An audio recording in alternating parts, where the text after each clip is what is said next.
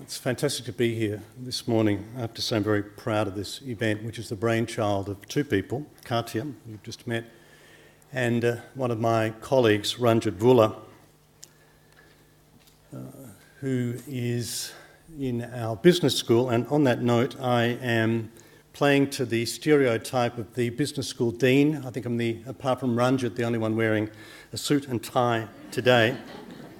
And I'm feeling very self-conscious, but so be it.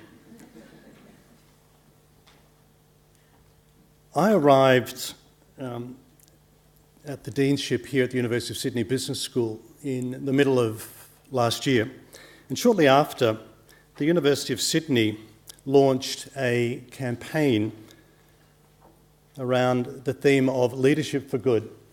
And walking here today, you would have seen lots of different posters which have the line, "Leadership for Good starts here." And indeed, just outside this building, there's a series of photographs of famous alumni of the University of Sydney, all of them examples of leadership for good starting here at the university. Not one of them is from business.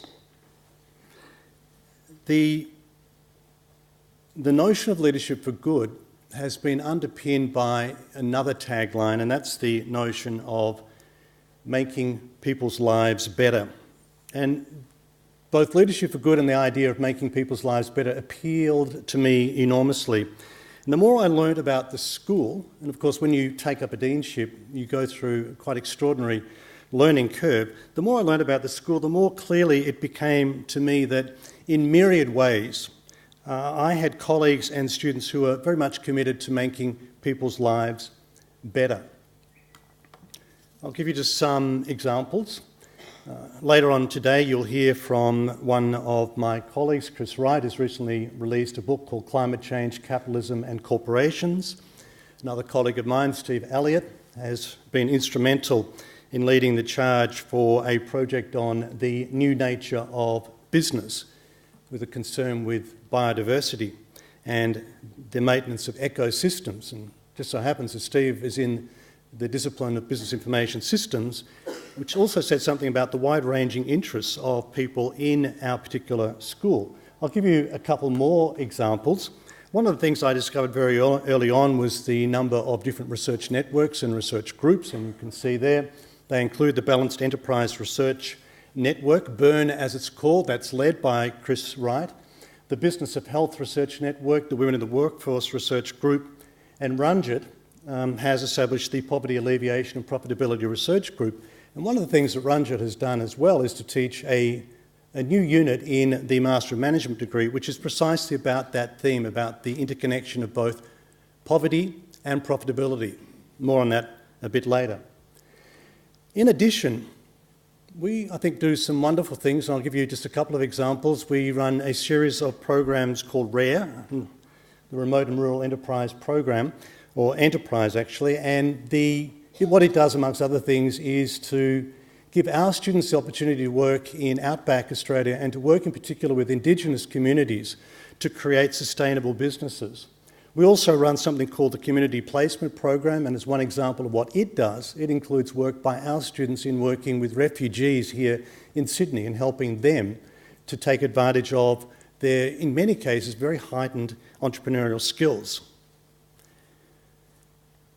So I thought, this is a good place. We've got some good people here. And even the accountants, I hope there aren't too many of them in the audience, but even the accountants who one might think, the epitome of conservative business practices. We have an extraordinarily large number of them who are committed to the notion of environmental reporting. Thought, this is a great place. Now, when you take up a deanship, one of the first things you are asked is, what's your vision for the place? What's going to happen at your business school? What changes do you want to make? And for close on a year now, we've been engaged in a strategic planning exercise involving a wide spectrum of participants. And as part of that process, a number of key themes have emerged. And I want to focus on just one of them this morning. And I want to tell you, in talking about that, about some of my aspirations for the business school. And they are aspirations. We've got a long way to go. Wonderful base, as I've just suggested, but we've got a long way to go. I'm the first to acknowledge that. what I want to talk about is really issues that revolve around the theme of leadership for good and what that means for an institution like mine, a business school. One thing I think it should mean is that we will be a business school that has a social conscience. We will be a business school committed to making people's lives better. We will be a business school that is helping business to be a force for good. We will be a business school that is a champion of diversity, sustainability, and ethical decision-making. Those aren't always things one would necessarily associate with a business school, sadly. What I want is to repeat, for us to be a business school that is known for its social conscience. And for me, a socially conscious business school is one that has a keen interest in social issues. It's a business school that is very much concerned with the way in which businesses can help to provide solutions to public problems. And I think for us in the business school, the starting point is to agree on the fundamental purpose of business. We're a business school, so we need to think about what is the fundamental purpose of business. Now, I'm preaching to the choir in saying that an increasing number of business leaders, and certainly a very large number of my students, wish to embrace a broader conception of the role and nature of business. And they would dispute the idea that the primary purpose of business is to make profits. And they would argue instead that businesses should seek to be creating value for all stakeholders. There's a group of academics who are talking about the notion of what's called conscious capitalism. And they focus on what they call the higher purpose of business, the reason an organisation exists. Profit is not a purpose. Profit is a means to an end. But what might that end be? Some would argue that it's about making the world a better place, for being a steward for the future of our planet. But this response, I think, only raises the question of what does a better future mean? One answer, of course, might be the achievement of what we've just been talking about, namely the achievement of the United Nations 2030 Agenda for Sustainable Development, formally adopted, as we just heard, by the United Nations General Assembly just last month, and hailed by Secretary-General Ban Ki-moon as, and I quote, a universal, integrated and transformative vision for a better world, and a plan of action for people, planet and prosperity. The agenda, as we know, comprises 17 goals for sustainable development. A world in which this agenda has actually been achieved, think about it, would indeed constitute, I think, a transformative vision. It's an agenda that I think we in the business school should embrace. But as a plan of action, it's extraordinarily broad. And I don't think that we in a business school can help to tackle all 17 goals, although I'd be happy for my colleagues to argue with me about that. I think what we can do is to use those goals first as a means of thinking about what really should be our key research agenda, and what are the kinds of things that we want amongst those goals our students to know about, to think about, and to try to tackle. So my first aspiration is for ours to be a business school that commits to the United Nations 2030 Agenda, and to ask what we can do in our research and teaching in its implementation. Now, let me get onto the main theme of the presentation. And that is that the 2030 goals raise questions about the contribution that business can make to their achievement.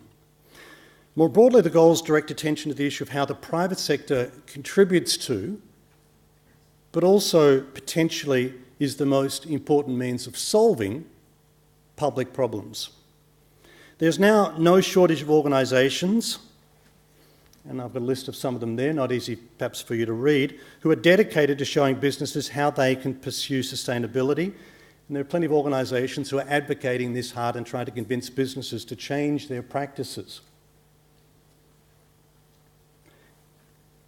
including an organisation called We Mean Business, more on that just shortly, And there now exist, in fact, a variety of tools that one can readily download if you were in business to provide you with a guide to how you might indeed go about trying to implement the SDGs. The role of business in helping to solve public problems is, of course, at the heart of something called shared value. And shared value, I assume most people here know it, but I shouldn't assume that everyone. Shared value basically is a notion popularised by perhaps the world's most famous business guru, Michael Porter, together with his colleague Mark Kramer. And it's one that recognises the importance of what they call the intersection between society and corporate performance. Shared value, in essence, seeks to reframe societal issues as business challenges. And perhaps, and we can debate this over-optimistically, its proponents suggest that they can be resolved as win-win outcomes, with both business and society benefiting jointly. My second aspiration then for the business school would be that our students will be exposed to the notion of shared value and be provided with opportunities to understand how it can be put into practice by themselves and by businesses. The gentleman you see in that picture is an alumnus of my business school. His name is Keith Tuffley. He now resides in Switzerland. He is on the corporate advisory board of the organisation I just presented earlier, We Mean Business. But perhaps his more important role right now is that he's the managing partner and CEO of something called the B Team. The B Team is a coalition of globally renowned leaders in the public, private and social sectors. And the B Team champions the end of business as usual. For them, that's plan A. Business as usual is plan A. What they want instead is a plan B for business, and hence they're the B Team. Let's take a look at the B Team. I'll let you read some of the names. Of course, Richard Branson is there, Arianna Huffington, a very interesting collection of individuals from a variety of sectors. I've got 2 slides. Muhammad Yunus is there as well, Paul Polman, and so on. Now, the B Team has declared, and I quote, "The world is at a critical crossroads." And it argues, and again, let me quote, "Global business leaders need to come together to advance the well-being of people and planet. In fact, we think business has to think this way in order to thrive. The private sector can and must redefine its responsibilities and its own terms of success. A plan B for concerted, positive action that will ensure business becomes a driving force for social, environmental and economic benefit." So Plan B extends the primary concern of business beyond profit, extends it to people and planet, and has the ultimate aim of achieving a sustainable market economy. You get some sense of the key themes of the Plan B through some of these taglines, all of which are from the website.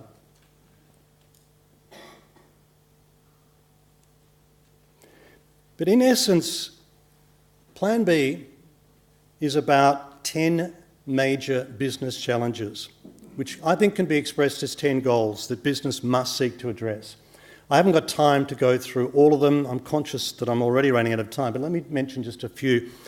First one talks about driving full transparency, which means for them to be open, transparent and free from corruption, with good governance and accountability at all levels of our organisations. They talk about the importance of fostering collaboration, working with other businesses, working with governments and trade unions and civil society to foster open dialogue, about restoring nature, valuing diversity, leading for the long run.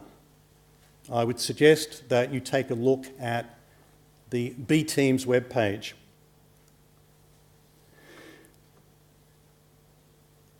And I want to say to you that, and perhaps I'll go back, that the business school under my leadership, will commit to Plan B. And one of the ways I think we can use it and look at these goals is as an audit of what we have done and what we should be trying to do. We should use it as a way of auditing the way in which we conduct our own school. Plan B then is not just a set of ambitious commitments, it's a redefinition of the principles by which business should be conducted. And like the B team, we should be critics of business as usual.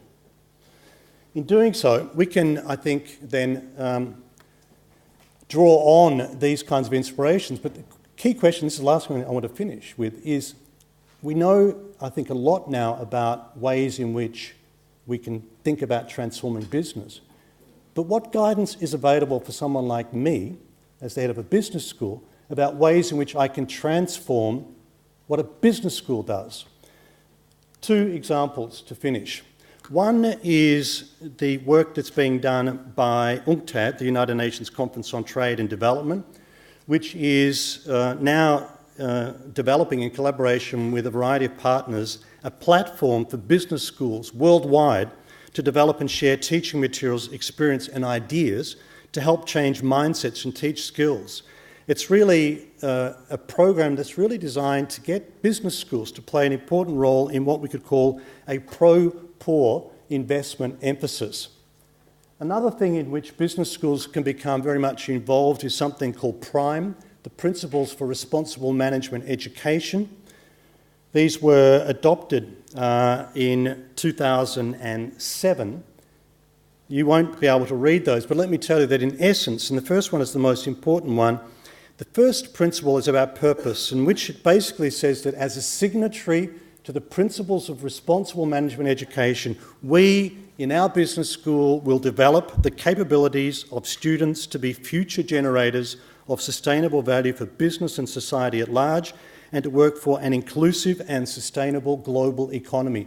It then goes on with a series of other principles about the values, the methods that we would use, the research that we would focus on, the kinds of partnerships that we would have, and the dialogue in which we would engage.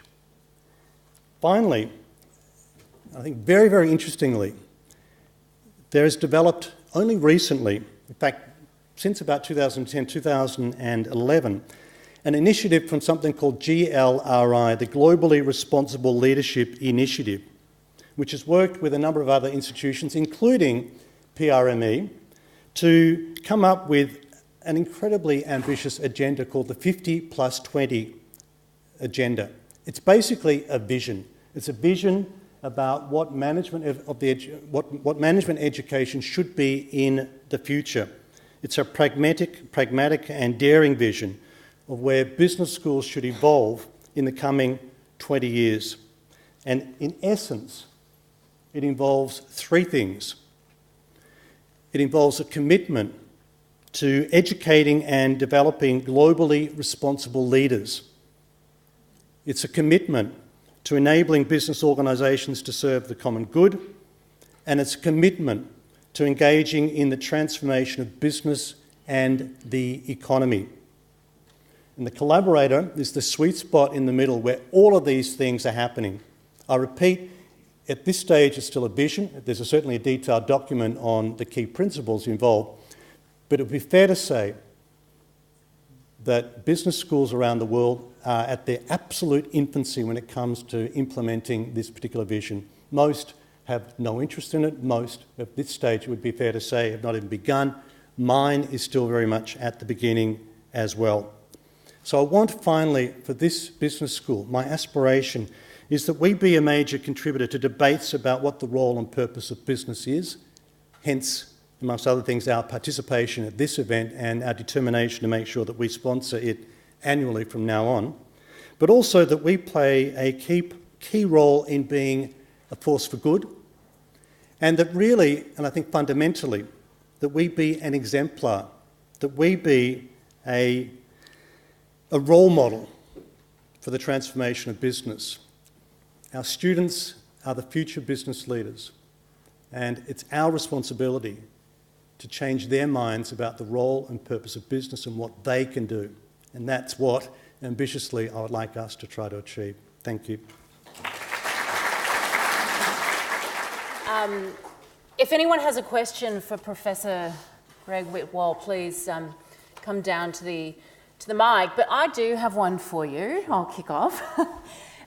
Look, what you've been saying is, great about, educating the next generation of business leaders and the importance of social good in business. How, for people in business now, when you're faced with the daily grind of business and the challenges that brings, how do you employ these types of things that you're talking about? That's the fundamental challenge, perhaps the most fundamental challenge. I mean, obviously in my role I meet lots of business leaders, and you'll notice that, well, you probably didn't because I was moving so quickly and conscious of just how little time I had, that the last of the key challenges and hence key objectives presented by the B team was about taking a longer term approach.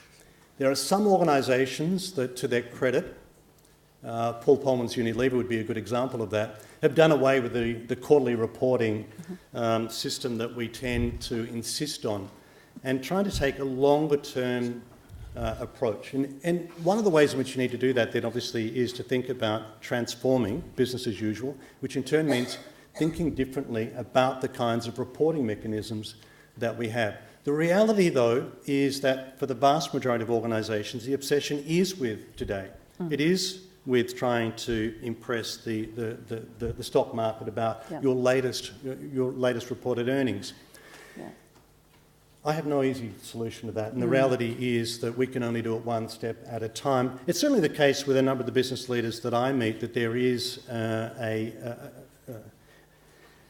sympathetic concern with these kinds of notions. I do fear, I'd have to be perfectly frank with you, that too many organisations hide behind the notion of corporate social responsibility and too often perhaps use that as a form of window dressing for saying, yeah, we're doing the right thing, we really are committed. And you can't help but thinking sometimes that it's a form of PR. We're talking about something much more fundamental here, and that's going to require courage. And I would hope that we can help to instill that courage, but at the very least through engaging in debate and dialogue, we can begin to change some people's views. But that's a very long-term view. Yeah. We have a question over here. Hi. Good morning. Could you just state your name as well, please? Sure, my name's Frederick. I have a radio show which is about sustainability at Bondi Beach Radio. Anyway, there are some fundamentals in business and sustainability that I think really need to be addressed, particularly if you want to get profit. Profit and sustainability don't go together. And the way that you measure profit at the moment, it doesn't work. So with all of these organisations that are looking for some kind of balance, I think the fundamentals are a bit swayed. Long term, sustainability is about highest quality, minimal resources in the shortest time. Business is about profit. Even if you're socially responsible, like you've said, it's a great mask.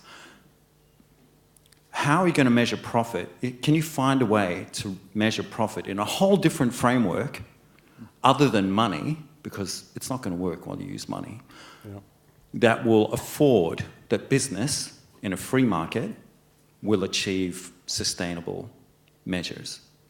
Yeah, not an easy question to answer. I'll make 2 points. One is that it's very interesting just in terms of the language that there's a subtle shift from in the 3 Ps now, away from profit to prosperity with people and planet, the other being the other 2 Ps. And I think that's important. So what does prosperity mean rather than a narrow focus on profits as such?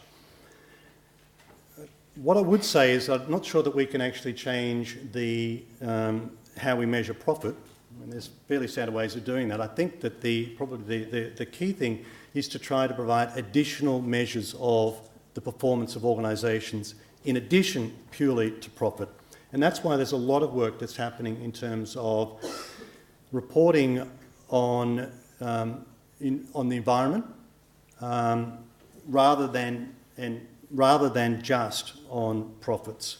So it's a measure of your contribution to society, it's a measure of your contribution to the environment. That's what we're going to do, I think, is broaden measures rather than necessarily just redefine the notion of profits. It's encouraging organisations, and it sounds a bit like triple bottom line, I know, but we do have to, I think, encourage them to look differently and also then to think about how we change the balance. Which of those are the most important things that we want to achieve and be successful at? I think that's going to be key. Final question. Hi, Adam Mooney from Good Shepherd Microfinance. You're not the only accountant or person in the room. I was an accountant as well, so thank you, Professor, for your address today. You talked about Porter and shared value and this context of Porter focusing on the intersection between business and society. I think we're at risk of making here the same mistake that Adam Smith made in The Wealth of Nations, and suggesting that humankind is in control of nature, that of course business is a part of society. So that's one thing I just wanted to... we need to get so the my question. My question is actually going back to this question about the measurement of profit. What do you think about the idea of lifting the veil of privacy around the world in showing which individuals are the beneficial owners of the shares in the companies around the world? So making share registry accountable not to a nominee company, but to an individual, so that we can see who owns what. I think that corporate responsibility will be completely eliminated, profit will be eliminated. So, Greg Whitwell? We've run out of time, so the answer is I have no problems with that at all. I mean, I'm an absolute adherent to the notion of transparency.